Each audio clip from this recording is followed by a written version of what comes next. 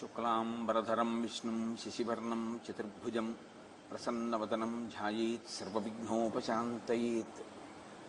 గురుర్బ్రహ్మా గురుర్విష్ణుః గురుర్దేవో మహేశ్వరః గురుః సాక్షాత్ పరబ్రహ్మ తస్మై శ్రీగురవై నమః. వ్యాసాయ విష్ణురూపాయ వ్యాసరూపాయ విష్ణవే నమో వై బ్రహ్మనిధయే వాసిష్ఠాయ నమో నమః. కూజంతం రామ రామీతి మధురం మధురాక్షరం ఆరుహ్య కవితాశాఖాం వందే వాల్మీకికోకిలం. శృతిస్మృతిపురాణానాం ఆలయం కరుణాలయం నమామి భగవత్పాదశంకరం లోకశంకరం. వాగర్ధావివ సంపృక్తౌ వాగర్ధప్రతిపత్తయే జగతః పితరౌ వందే పార్వతీపరమేశ్వరౌ. సూక్తిం సమగ్రేతున స్వయమేవ లక్ష్మీః శ్రీరంగరాజమహిషీ మధురైకటాక్షైః. వైదగ్ధ్యవర్ణగుణగుంభనగౌరవైర్యాం కండూలకర్ణకుహరాः కవయోధయంతి. హైమోర్ధ్వపుండ్రమజహన్మకుటం సునాసం మందస్మితం మకరకుండలచారుగండం బింబాధరం బహుళదీర్ఘకృపాకటాక్షం శ్రీవేంకటేశముఖమాత్మనిసన్నిధత్తాం. మనోజవం మరుతతుల్యవేగం జితేంద్రియం బుద్ధిమతాం వరిష్టం వాతాత్మజం వనరయూథముఖ్యం శ్రీరామదూతం శిరసా నమామి.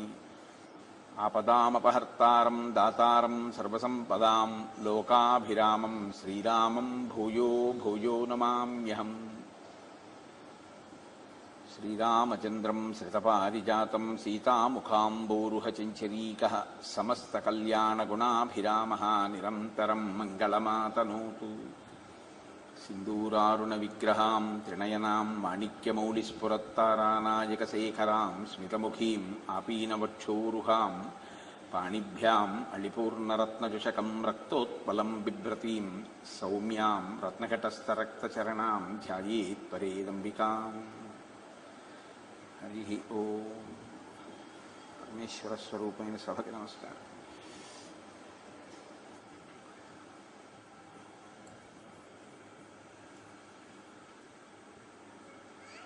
తతో మయా వద్విదధీన భాషిత శివాభిరిష్టాభిరభిప్రసాదిత జగామ శాంతిం మమ మైథిలాత్మజ తవాపి శోకేన తథాభిపీడిత అంటూ నేను నా వాక్కుల చేత సీతమ్మ తల్లికి మనశ్శాంతిని చేకూర్చి ఉన్నాను. ఇప్పుడు ఆ తల్లి నీవు శోకిస్తున్నావని శోకిస్తోంది తప్ప వేరొక కారణము ఆవిడ శోకమునకు లేదు. అటువంటి శాంతిని నేను నా వాక్కుల చేత కల్పించి ఇక్కడికి వచ్చాను అని హనుమ చెప్పినటువంటి మాట విన్న రామచంద్రమూర్తి ఎంతో సంతోషించారు. శ్రీరామాయణంలో రాముడు మాట్లాడడం అంటే ఒక త్రాసు పట్టుకుని కొలిస్తే ఎంత ఖచ్చితంగా ఉంటుందో ఆయన మాటలు కూడా అంత పొందిగ్గా అంత లెక్క పెట్టినట్లుగా ఉంటాయి. ఒక మాట ఎక్కువ ఉండదు, ఒక మాట తక్కువ ఉండదు. అంత అందంగా మాట్లాడతారు. నిష్కారణంగా పొగడరు, అకారణంగా తెగడరు. అటువంటి ఆయన హనుమని చూసి ఒక మాట అంటున్నారు. ఈయన చేసినటువంటి పని సామాన్యమైనటువంటిది కాదు, దుర్లభం, చాలా దుర్లభమై అనితర సాధ్యమైనటువంటి కార్యాన్ని సాధించారు. 100 యోజనముల సముద్రాన్ని దాటి ఆవలి ఒడ్డుకు వెళ్ళి సీతామాతని అన్వేషించి కేవలము సీతమ్మ తల్లి జాడ తెలుసుకోవడమే కాకుండా అక్కడ ఉండేటటువంటి రాక్షసుల్ని సంహరించి తిరిగి వచ్చి నాకు సీతమ్మ తల్లి యొక్క క్షేమ వార్తని నివేదించారు. కాబట్టి నేను హనుమ చేసిన కృత్యానికి ఎంతో సంతోషిస్తున్నాను. స్వయం విధాయ స్వబలం సదృశం విక్రమస్య చ యోహి భృత్యో నియుక్త సన్ భర్త్రా కర్మణి దుష్కరే కుర్యాత్తదనురాగేణ తమాహు పురుషోత్తమం. భృత్యులైనటువంటి వాళ్ళ ప్రభువు చేత ఒక కార్యమునందు నియోగింపబడినప్పుడు ఆ ప్రభువు ఏ కార్యాన్ని ఇచ్చాడో ఆ కార్యాన్ని మాత్రమే చేయడము కాకుండా ఆ కార్యమునకు అనుషంగికంగా ప్రయోజనకరము అని భావించినటువంటి ఇతర కార్యాలని కూడా నెరవేర్చగలిగినటువంటి సమర్థతని చూపించిన వాడు ఎవరుంటాడో అటువంటి వాడు చాలా ఉత్తమమైనటువంటి భృత్యుడు. కేవలము సీతమ్మ తల్లి జాడ కనిపెట్టి రావడమే కాకుండా అనుషంగికంగా రాక్షస సంహారం కూడా చేసి రావణాసురుడికి సందేశాన్ని వినిపించి వచ్చినటువంటి హనుమ ఉత్తమమైనటువంటి భృత్యుడు సుగ్రీవుడికి. అంటే ఒక రాజు భృత్యుడు అన్న కోణంలో ఆయన మాట్లాడుతున్నారు. కాబట్టి అటువంటి ఉత్తమ భృత్యుడిగా హనుమ తనని తాను నిరూపించుకున్నారు. తను అనుషంగిక కార్యాన్ని కూడా చెయ్యగలిగి ఉండి, అంటే రాజప్ప చెప్పిన ప్రధానమైన పనితో పాటు ఇతర పని కూడా చెయ్యగలిగిన సమర్థత ఉండి కూడా చెయ్యకుండా వచ్చేసినటువంటి వాడు మధ్యమ భృత్యుడు. చెప్పిన కార్యం ఒకటే చేసి వచ్చేవాడు. సమర్థత ఉండి ఏ కార్యాన్ని ప్రభువప్పచెప్పాడో ఆ కార్యాన్ని చెయ్యకుండా తిరిగి వచ్చేసేటటువంటి వాడు, లేదా ఆ కార్యమును సావధానంగా పూర్తి చెయ్యకుండా ఉండేవాడెవరో వాడు అధముడైనటువంటి భృత్యుడు. నేను హనుమ యొక్క పౌరుష పరాక్రమాలకి ఎంతో సంతోషిస్తున్నాను.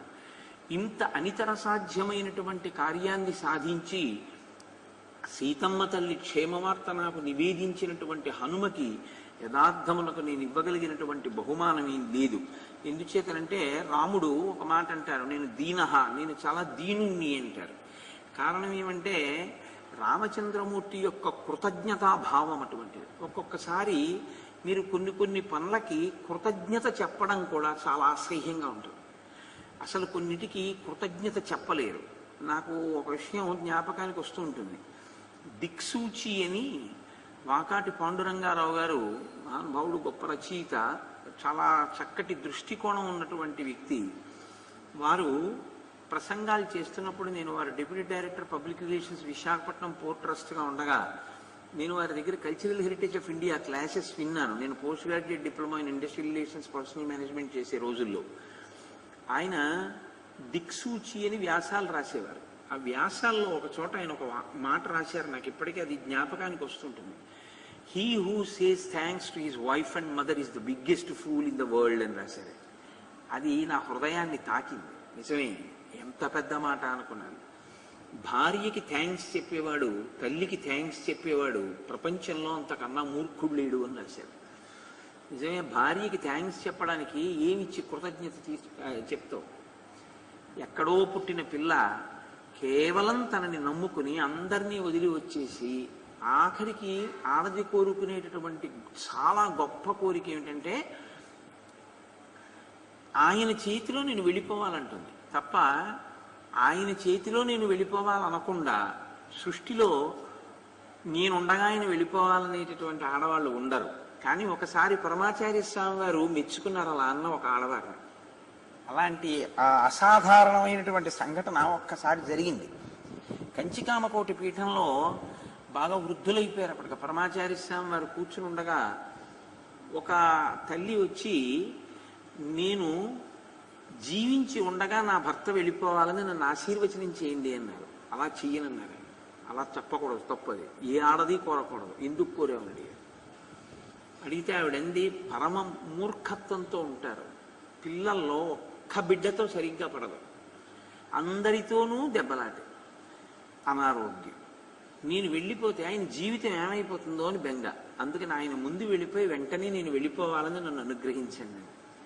ఆయన ఆశీర్వదించలేదు, ఆయన తథాస్తు అనలేదు. కానీ ఆవిడ వెళ్ళిపోయాక అన్నారు ఆయన, చూశారా సనాతన ధర్మంలో ఆడవాళ్ళు ఎంత ప్రేమిస్తారో భర్తని, అందుకు కదా ఆడదాని వల్ల నెలకి కురిసే 3 వానల్లో ఒక వాన పాతివ్రత్యము కలిగిన స్త్రీ వల్ల అని సనాతన ధర్మంలో నిర్ణయించారు అన్నారు. కాబట్టి కృతజ్ఞత చెప్పడం అనేటటువంటిది ఒక్కొక్కసారి ఏదో బహుమాన రూపంలో ఉంటుంది, ఒక్కొక్కసారి నోటితో ఉంటుంది, ఒక్కొక్కసారి మీరు అసలు కృతజ్ఞతని ఆవిష్కరించడం అనేటటువంటిది మీకు చెయ్యగలము అన్న ఆలోచనే రాకూడదు. కొందరి విషయంలో మీరు చేయలేరు, అది సాధ్యమయ్యే పని కాదు. తల్లికి, తండ్రికి, భార్యకి, గురువు గారికి, వీళ్ళకి కృతజ్ఞత ఏం చేస్తారు? అది కృతజ్ఞత చెప్పలేరు మీరు. కాబట్టి రామచంద్రమూర్తికి కృతజ్ఞ అని ఒక బిరుదునామం. బిరుదునామం అంటే ఆయన యొక్క గౌణము, ఆయన యొక్క గుణముగా చెప్తారు. అటువంటి కృతజ్ఞుడైన రామచంద్రమూర్తి ఇంత మహత్కార్యాన్ని చేసి వచ్చినటువంటి హనుమకి ఎలా కృతజ్ఞత చెప్పాలి? ఏమిస్తే కృతజ్ఞత చెప్పినట్టు? ఇప్పుడు కాదులేవయ్యా, ఇంకో కొద్ది రోజుల్లో పట్టాభిషేకం అయిపోతుంది, నాకు వెళ్ళిపోతానుగా కోసల రాజ్యానికి, అప్పుడు నీకేమి ఇవ్వాలో నేను ఇస్తాననాలి. నీకు అర్ధరాజ్యం ఇస్తాననాలి, లేకపోతే నీకు మణులు ఇస్తాను, మాణిక్యాలు ఇస్తాననాలి. ఆయన ఇవేం అనలేదు. నేను నీకు ఇవ్వగలిగిన స్థితిలో ఉన్నవాడను కాను, దీనుణ్ణి. కాబట్టి నేను నీకు ఏమిస్తానో తెలుసా? కృతజ్ఞత అన్నది వెల్లువిత్తిన భావము అని మీరు గ్రహించవలసి ఉంటుంది. నోటితో ఏదో యాంత్రికంగా చాలా థ్యాంక్స్ అండి అనడం వేరు. మీకు అరేరే వారు నాకు ఇంత మహోపకారం చేశారన్న భావన చేత మీలో ఒక సంతోషము పెళ్ళుబికితే, పాలు పొంగినట్లు పొంగితే, మీరు ఆవిష్కరించేటటువంటి భావజాలమునకు, అప్పుడు మీరు మాట్లాడేటటువంటి మాటకు కృతజ్ఞత అని పేరు. అసలు ఆ భావన లేకుండా మీరు ఏదో ఒకటి చేసి నేను కృతజ్ఞతను ఆవిష్కరించాను అన్నారనుకోండి, అది ఏదో చిల్లింపు చేసినట్లుంటుంది. కొంతమంది రాసుకుంటారు పెళ్ళిళ్ళకి ఎవరేమి ఇచ్చారో. ఎందుకు అలా రాసుకోవడం అని అడిగాను నేను ఒకసారి. మా అమ్మాయి పెళ్లికి ఇది ఇచ్చారండి, మా అబ్బాయి పెళ్లికి ఇది ఇచ్చారండి అని ఎవరేమి ఇచ్చారో రాస్తారు. నేను నా మిత్రుడు ఒకటి అలా రాస్తే అడిగా, ఎందుకే ఇవన్నీ నీకు, ఎందుకు ఇదంతా ఇలా రాసి ఎందుకు పెట్టామన్నాను. అంటే మళ్ళీ వాళ్ళ ఇంట్లో పెళ్ళైనప్పుడు నేను ఇవ్వాలి కదండి తత్తుల్యంగా అన్నాడు. నీ మొహం, వాళ్ళు ఇస్తే తత్తుల్యంగా ఇవ్వడం ఏమిటి? అది వాళ్ళ యొక్క ప్రేమ. అలా తుల్యంగా చెల్లింపులు చేసేటట్టు ఉండకూడదు. ప్రేమ పెరగాలి హృదయాలలో. అది చాలా గొప్ప విషయం. కాబట్టి కృతజ్ఞత అన్నది మీ మనసులో వచ్చినటువంటి పొంగును ఆవిష్కరించడానికి ఒక మార్గం. ఏమిస్తే సంతోషిస్తారో అని మీరు ఆలోచిస్తే హనుమకి అసలు ప్రత్యుపకారం కానీ కృతజ్ఞత కానీ చెప్పడమే కుదరదు. ఎటువంటి దుష్కరమైన కార్యం చేశారండి ఆయన, అటువంటి వారికి కృతజ్ఞత ఎలా చెప్తారు? రామచంద్రమూర్తి కాబట్టి ఒక అత్యద్భుతమైనటువంటి కృతజ్ఞతావిష్కారం చేశారు. ఆయన అన్నారు, ఇత్యుక్త్వా ప్రీతిహృష్టాంగో రామస్తం పరిషస్వజే హనుమంతం మహాత్మానం కృతకార్యం ఉపాగతం. ఇంత గొప్ప కార్యాన్ని చేసి వచ్చినటువంటి హనుమ, నీకు నేను ఒక గొప్ప ప్రత్యుపకారం లేదా కృతజ్ఞతని ఆవిష్కరించుచున్నాను అని ఒక్కసారి ఆయన్ని దగ్గరికి పిలిచి గాఢంగా కౌగలించుకున్నారు. అదే ఆయన ఇచ్చినటువంటి బహుమానం. కానీ శ్రీరామాయణంలో రామచంద్రమూర్తి చేత ఇలా కౌగలింపబడిన వారు ఎందరు అని మీరు లెక్క తీశారనుకోండి, హనుమకే దక్కుతుంది ఆ భాగ్యం. అందుకే అసలు రామచంద్రమూర్తి హనుమల యొక్క ఆలింగన స్వరూపం చాలా గొప్ప స్వరూపం. నాకు ఇది చెప్తుంటే ఒక విషయం జ్ఞాపకానికి వస్తాను. మా వాళ్ళకి తెలుసు, నేను శ్రీరామాయణం కాకినాడలో చెప్పిన రోజుల్లో ఆ రామాయణాన్ని విన్నటువంటి ఒక పిల్లాడు చాలా సంతోషించి రామాయణం అంతా వినేసిన తర్వాత ఏం వస్తే అది వస్తుంది, ఏం వస్తే అది ఇస్తాను గురువు గారికి అని చెప్పి ఓ పెద్ద అట్టోటి తీసుకుని అతనికి బొమ్మలు గీయడం వచ్చు. ఆ బొమ్మ గీయడం మొదలెట్టాడు. ఇది గీస్తాను అని అతను అనుకోలేదు. ఏది వస్తే వస్తుంది అని రామాయణం పెట్టుకు వింటూ గీశాడు. ఆశ్చర్యకరంగా అది రామచంద్రమూర్తి చేత కౌగలింపబడిన హనుమ యొక్క స్వరూపం వచ్చింది. అది ఏకంగా ఇంత పెద్ద స్వరూపం వచ్చింది. వస్తే ఆయన నాకు అది ఫ్రేమ్ కట్టించి తీసుకొచ్చి ఇచ్చాడు. నేను అంత గొప్పగా కృతజ్ఞత ఆవిష్కరించిన వాడికి నేనేం కృతజ్ఞత చెప్పను? ఇప్పుడు నాకు అనుమానం వచ్చింది, నేను దాన్ని నా పూజా మందిరంలో పెట్టుకున్నాను. అంతే నేను ఇవ్వగలిగిన కృతజ్ఞత. కాబట్టి ఇత్యుక్త్వా ప్రీతిహృష్టాంగో రామస్తం పరిషస్వజే హనుమంతం మహాత్మానం కృతకార్యం ఉపాగతం. నేను వీరిని కౌగిలించుకుంటున్నాను అని చెప్పి హనుమని ప్రియమార కౌగిలించుకున్నారు. సాక్షాత్ శ్రీ మహావిష్ణువు కదండి, నరుడిగా ప్రవర్తిస్తున్న ఆయన సాక్షాత్ పరమేశ్వరుడు. పరమేశ్వరుని యొక్క ఆలింగన సౌభాగ్యాన్ని పొందినటువంటి మహాపురుషులలో హనుమ ఒకరు. అంతటి మహోపకారం చేసినటువంటి వారు. అందుకే హనుమ యొక్క నామము ఎక్కడ స్మరింపబడుతుందో, ఎక్కడ హనుమద్వైభవమును మనం జ్ఞాపకానికి తెచ్చుకుంటామో అటువంటి వారందరికీ కూడా హనుమకి ఎటువంటి బుద్ధి ఉందో, ఎటువంటి వినయం ఉందో అటువంటి లక్షణములు ఈశ్వరుడి చేత ఆయన ఏ సన్మానమును పొందారో అటువంటి సన్మానమును పొందగలిగినటువంటి భాగ్యము కలుగుతుంది, సందేహం లేదు. కాబట్టి ఇప్పుడు మనం వెళ్ళి సీతమ్మ తల్లిని రక్షించి తీసుకురావాలి. హనుమ చెప్పిన దానిని బట్టి 100 యోజనముల సముద్రాన్ని గడచి వెళ్ళాలి. 100 యోజనముల సముద్రాన్ని దాటి వెళ్ళాలి అంటే వెళ్ళగలిగిన వాడెవరు? ఇంత పెద్ద సముద్రాన్ని ఎవరు దాటుతారు? ఎలా దాటుతారు? ఈ ప్రతిబంధకం మనసులో శోకమునకు కారణం. ఇది మీరు, అందుకే నేను మీతో మనవి చేసేది తరచుగా, రామకథని నరుడి కథగానే మీరు వినండి తప్ప రామకథని ఈశ్వరుడి యొక్క కృత్యముగా మీరు వినకండి అని నేను చెప్తూ ఉంటాను. ఎప్పుడైనా అంతే, ఏదైనా ఒక పని చెయ్యాలి అంటే అయ్య బాబోయ్ అది ఎలా అవుతుందండి అన్న మాట ముందు రాగానే, ఆ ప్రతిబంధకం మనసులోకి రాగానే విచారం వెల్లువెత్తుతుంది. అందులో రామచంద్రమూర్తికి కలిగినటువంటి విచారం సామాన్యమైంది కాదు. పోన్లే ఇప్పుడు మనం వెళ్ళలేకపోతే ఏమిటి అంటే, మీరు అందులో ఉన్నది కేవలంగా ఆయనకి భార్య దొరకదు అన్న ఒక్క కోణాన్ని ఆలోచించకండి. ఇక్ష్వాకు వంశ ప్రతిష్ట అంతా అందులో ఇమిడి ఉంది. ఇదే యుద్ధకాండ చివరిలో రామచంద్రమూర్తి చెప్తారు. ఇక్ష్వాకు వంశం అంటే సామాన్యమైన వంశం కాదు. అటువంటి వంశంలో జన్మించినటువంటి ఒక గొప్ప వ్యక్తి తన భార్యని తాను రక్షించుకోలేకపోయాడు అంటే అంతకన్నా అప్రతిష్ఠా వంశానికి ఏముంటుంది? కాబట్టి ఇప్పుడు కేవలము భార్య తీసుకురావడం కాదు, అందులో తన క్షాత్రధర్మము, తన యొక్క పరాక్రమము, తన వంశ ప్రతిష్ట ఇన్ని ఇమిడి ఉన్నాయి. కాబట్టి ఎలా 100 యోజనముల సముద్రాన్ని దాటడం ఆయన తప్పు కదా. మన పిల్లల నోరు మూసేయడం అవన్నీ హింసాత్మకంగా ఉంటాయి. మీరు ఆ పాప అల్లరి చేస్తే చక్క వెనక్కి వెళ్ళి కూర్చోండి. ఆ పాపను పడుకోబెట్టి నోరు నొక్కడం ఏంటమ్మా, తప్పు కదా అలాంటి పనులు. హరి ఓం. కాబట్టి 100 యోజనముల సముద్రాన్ని దాటి వెళ్ళడం చాలా కష్టంతో కూడుకున్నటువంటి విషయం. ఇంత పెద్ద ప్రతిబంధకాన్ని దాటి వెడితే తప్ప సీతమ్మ తల్లి దర్శనం కాదు. అక్కడికి వెళ్ళి మళ్ళీ రావణాసురుడితో యుద్ధం చేసి సీతమ్మని తీసుకురావాలి. ఇదంతా ఎలా జరుగుతుంది? హనుమ కాబట్టి వెళ్ళారు. మనం ఎలా వెడతాం? ఇంతమంది వానరులు, తాను, లక్ష్మణమూర్తి వీళ్ళందరూ ఎలా దాటుతారు?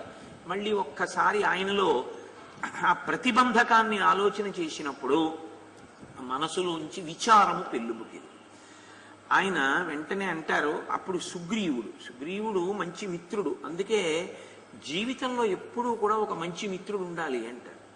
మిత్రుడు వేరు, స్నేహితుడు వేరు. మీరు ఈ రెండిటికి తేడా తెలుసుకోవాలి. స్నేహితులు ఎంతమంది అయినా ఉండొచ్చు, మిత్రుడు మాత్రం చాలా జాగ్రత్తగా మీరు నిర్ణయించుకుని ఈయన నా మిత్రుడిని పరిచయం చేయాలి. ఎవరిని పడితే వాళ్ళని తీసుకెళ్ళి ఈయన నా మిత్రుడండి అని చెప్పకూడదు. మితము నుంచి ఋతములోకి తీసుకెళ్ళగలిగిన వాడైతే మిత్రుడు. స్నేహము అంటే అంటుకుని ఉండడం. కనపడితే సంతోషంగా పలకరించుకుంటారు, మంచిదే, నేనేం దాన్ని తప్పు పట్టట్లేదు. కానీ అక్కడ వరకే స్నేహం. దాని వలన మీరు ఏదో కొత్తగా ఎదుగుదల సాధించడం అనేటటువంటిది కుదరదు. ఇద్దరూ కలిసి రైతు బజార్కి వెళ్ళొచ్చు, లేకపోతే ఏమైనా నాకు ఇవాళ ఆఫీసులో కొంచెం పనుంది, నువ్వు రిజర్వేషన్ టికెట్ తెచ్చిపెట్టచ్చు అని చెప్పచ్చు, అక్కడ వరకే. కానీ మిత్రుడు వేరు.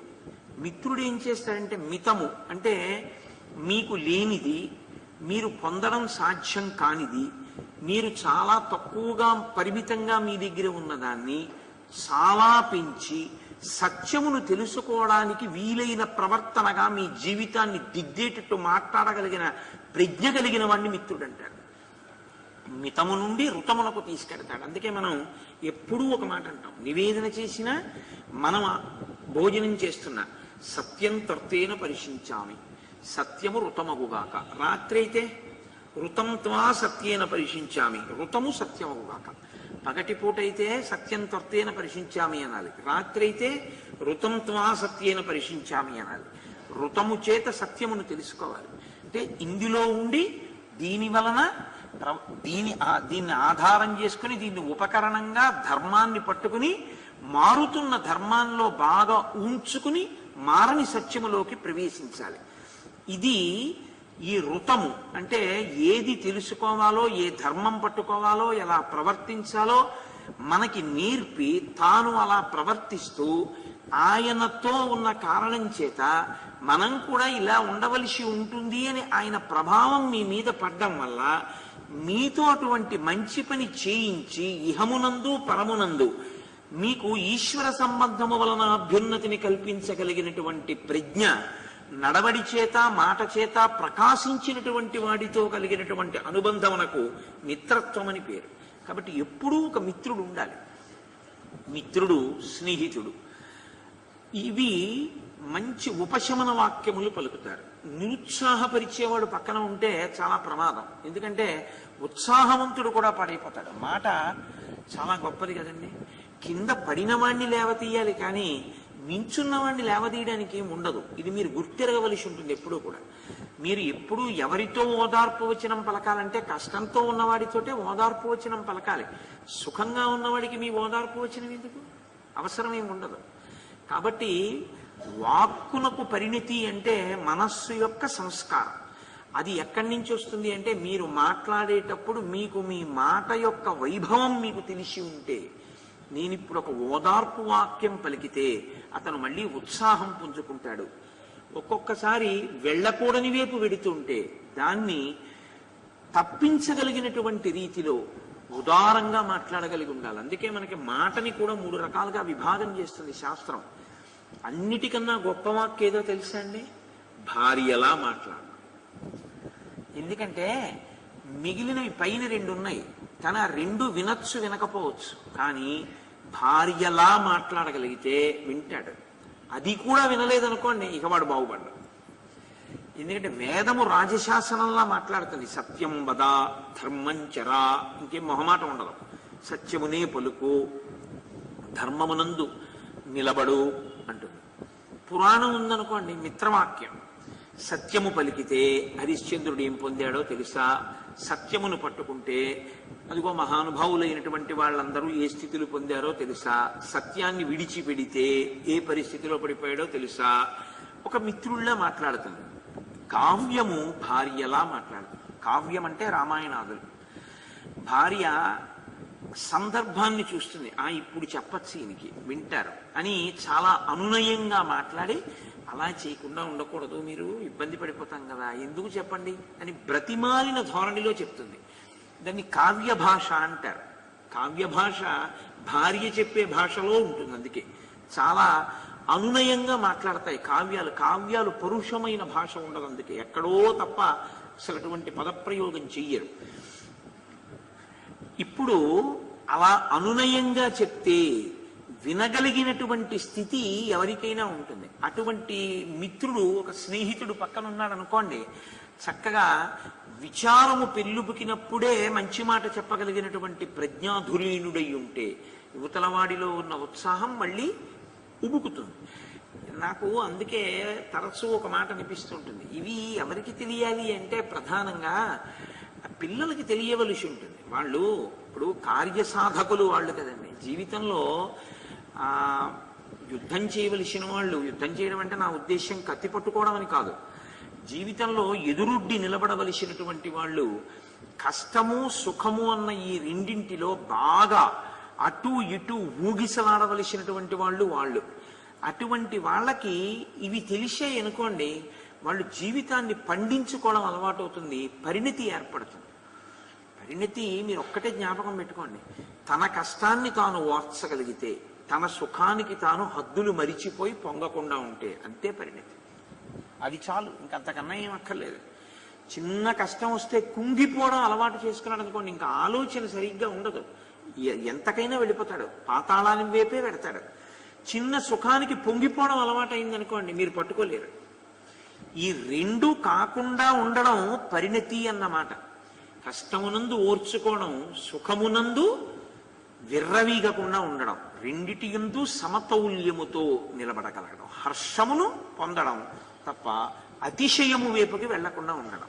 ఈ పరిమితి తెలియాలి అంటే మీరు శ్రీరామాయణము వంటి కావ్యములు చదవాలి. అవి ఎంత గొప్పగా ఉంటాయో చూడండి. ఎక్కడ చాలా మంచి విషయాన్ని ప్రతిపాదించాలో, ఎక్కడ కీలకమైన విషయం మాట్లాడాలో అటువంటి కీలకాన్ని ఉపదేశం చేస్తారు. మీరు అందుకే వాల్మీకి రామాయణంలో ఇక యుద్ధకాండలో ప్రత్యేకించి మీకు ఒక గమ్మత్తు కనపడుతుంది. రాముడు మాట్లాడుతుంటాడు సచివులతో, రావణుడు మాట్లాడుతూ ఉంటాడు సచివులతో, రాముడు మాట్లాడతాడు స్నేహితులతో మిత్రులతో, రావణుడు మాట్లాడతాడు స్నేహితులతో మిత్రులతో. రాముడు ఎలా మాట్లాడతాడు, రావణుడు ఎలా మాట్లాడతాడు, రాముడితో ఎలా మాట్లాడతారు, రావణునితో ఎలా మాట్లాడతారు, రావణుడు సలహాలు అడిగితే ఎలా అడుగుతాడు, రాముడు సలహాలు అడిగితే ఎలా అడుగుతాడు. మీరు ఈ రెండింటిని బాగా తరచి తరచి తరచి తరచి చూశారనుకోండి, అసలు అది ఒక పెద్ద సైకలాజికల్ సింథసిస్ అండి. దాన్ని ఇంకా విశేష విశ్లేషణ అనమాట. అది అంత గొప్పగా ఉంటుంది. వాళ్ళిద్దరివి పక్క పక్క చూపిస్తారు సర్గంలో మహర్షి. చూస్తే ఓ ఇలా ఉండకూడదనమాట అని మీకు అర్థమైపోతుంది. అంత గమ్మత్తుగా ఉంటుంది. కావ్య భాషే. కాబట్టి ఇప్పుడు సుగ్రీవుడు అంటున్నాడు, సేతురత్ర యదా భద్యేత్ యథా పశ్యేమ తాం పురీం తస్య రాక్షసరాజస్య తథా త్వం కురు రాఘవ దృష్ట్వా తాం తు పురీం లంకాం త్రికూట శిఖరే స్థితాం హతంచ రావణం యుద్ధే దర్శనాదుపధారయ అబద్ధ్వా సాగరే సేతుం ఘోరేతు వరుణాలయే లంకానమర్దితుం శక్య సేంద్రైరపి సురాసురై. రామచంద్ర, మీరు ఇలా విచారమును పొందడం కాదు, ఏది ప్రధానమైనదో దాని మీద ఇప్పుడు దృష్టి పెట్టి మీ బుద్ధిని అటువైపుకి నిలబెట్టండి. దాని గురించి మీరు బాగా యోచన చెయ్యండి. మీరు చేయవలసిన యోచన సేతుబంధనం గురించి. ఈ సముద్రాన్ని మనం ఎలా దాటి వెడతాం? 100 యోజనముల సముద్రాన్ని దాటడం అన్నది మనం చెయ్యగలిగితే, ఇంద్రుడితో కలిసి దేవతలే వచ్చినా త్రికూట శిఖరం మీద లంకాపట్టణాన్ని మనం దగ్గరకు వెళ్లి చూడడం జరిగితే ఇక లంకాపట్టణం నశించిపోయినట్టే, రావణుడు నిహతుడైనట్టే. ఇప్పుడు లంకాపట్టణంలోకి మనం వెళ్ళాలి. లంకాపట్టణంలోకి వెళ్ళాలంటే 100 యోజనముల సముద్రాన్ని దాటాలి. పెద్ద ప్రతిబంధకం ఎక్కడుందంటే ఈ సముద్రాన్ని దాటడంలో ఉంది. ఎలా దాటాలన్న దాని మీద దృష్టి పెట్టండి తప్ప అసలు దాని గురించి మానేసి విచారం ఒకటి పొందితే ఉపయోగం ఏముంటుంది? కాబట్టి మీరు దాన్ని ఆలోచించండి. మీరు మాకు సలహా చెప్పండి. మేము ఈ కోట్ల మంది వానరులం మీ వెనకాతలు ఉన్నాం. జయము సాధించి తీరుతాం. జయం తథ్యం. కానీ జయమనేటటువంటిది తథ్యమే. తథ్యమైన జయమును మనం పొందాలి. ఈ తథ్యమైన జయమును పొందడానికి ఒక ప్రణాళికా రచన ఉంటుంది. ఈ ప్రణాళికా రచన ద్యోతకం అవడం అన్నది బుద్ధి సంబంధమై ఉంటుంది. బుద్ధి పనిచేయడం అన్నది దాని మీద దృష్టి ఉండాలి తప్ప ఇంకొక వైపుకు పెట్టి విచారంలో మగ్నమైతే దీని మీద బుద్ధి నిలబడదు. కాబట్టి ఇప్పుడు మీరు మీ బుద్ధి మరల్చాలి. అనవసరమైన శోకానికి ఇన్ని కోట్ల వానరములు వచ్చేసాయి, ఇప్పుడు మనం నడిపించాలి. కాబట్టి ఎలా, ముందు ఏం చేద్దాం, దీని మీద దృష్టి పెట్టండి. మీరే విచారిస్తూ కూర్చుంటే ఎలా నడుస్తుంది? చాలా అందంగా మాట్లాడతాడండి. ఒక రామాయణంలో నిజంగా కీలకమైనటువంటి మాటలు మెచ్చుకోవలసి ఉంటుంది. ఆయన చాలా సంతోషించారు. తప్పకుండా మనం అలా చేద్దాం. 100 యోజనముల సముద్రాన్ని దాటి లంకకి వెడతాం. 100 యోజనముల సముద్రాన్ని దాటి లంకకి వెళ్ళిపోవడం అనేది కేవలం ఏదో ఒక భోజనానికి వెళ్ళిపోతున్నట్టో పెళ్లికి వెళ్ళిపోతున్నట్టో ఉండదు. ఎందుకంటే మీరు చాలా బడలిపోయి ఓ పెళ్లికి వెళ్ళారనుకోండి, ఇబ్బంది ఏం లేదు. ఎందుకంటే వెడుతూనే ఏ గదిలోనో కళ్యాణ మండపంలో ఏమోనో ఆ పెట్టి బారేసి స్నానం చేసి వచ్చి అక్షతలు వేసేసి అక్కడే రాత్రల్లా నిద్ర లేదర్రా అని చెప్పి తువ్వాలు వేసుకు పడుకున్నా మిమ్మల్ని ఎవరేమనరు. కానీ యుద్ధ భూమికి వెళ్ళేవాడు చాలా జాగ్రత్తగా ఉండాలి.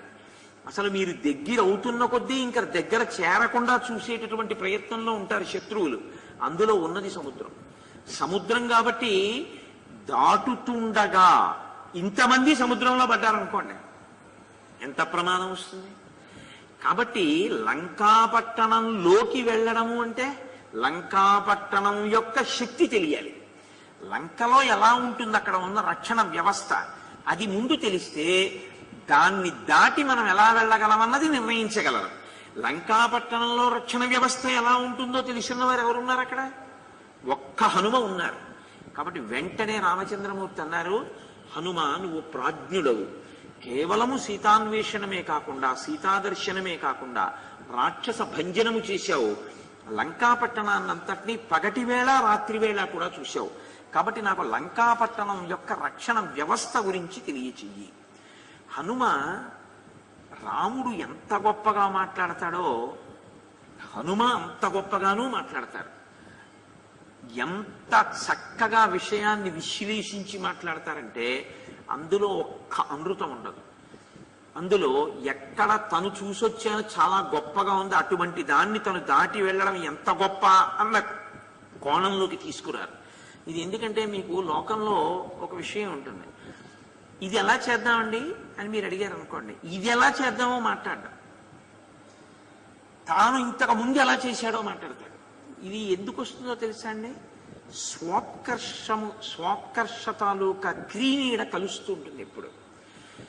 ప్రతి చిన్న విషయానికి ఇంతకుముందు మేము ఏం చేసామో తెలుసా అండి అని దాని మీద ఉపన్యాసం మొదలెడతాడు. ఇప్పుడు ఎందుకు వచ్చావు, ఇది ఎలా చేద్దామని వచ్చావు, దీని మీద దృష్టి పెట్టి ఇది ఎలా చెయ్యాలి అన్న దాని మీద ప్రణాళిక నిర్మాణం చేయాలి. హనుమని అడిగితే హనుమేం చెప్పాలి, లంక ఎలా ఉంటుందో చెప్పాలి తప్ప నేను వెళ్ళినప్పుడు ఆ లంకలో బాబోయ్ నేను కాబట్టి వెళ్ళాను కానీ అని మొదలెట్టారనుకోండి, మిగిలిన వాళ్ళు ఏమైపోతారు? అయితే ఎలా కష్టం ఎలా